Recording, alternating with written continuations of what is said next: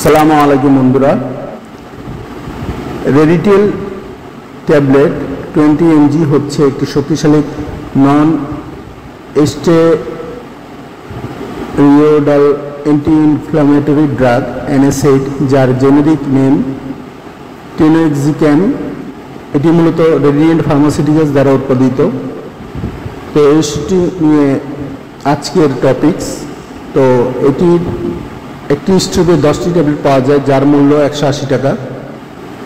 ব্যবহার ও উপকারিতা: রেডিটেল ট্যাবলেট সাধারণ অবস্থায় ব্যবহৃত হয় পেশি ও জয়েন্টের ব্যথা, আর্থ্রাইটিস, কোমর ব্যথা, গাঁটে ব্যথা, ঘাড় ও কাঁধে ব্যথা, দাঁতে ব্যথা, অস্ত্রোপচারের পর ব্যথা উপশম। ডোজ ও ব্যবহারের নিয়ম: সাধারণত প্রতিদিন একটি ট্যাবলেট 20 mg খাবারের পর সেবন করা হয়। ডোজ ডাক্তার পরামর্শ অনুযায়ী পরিবর্তন হতে পারে।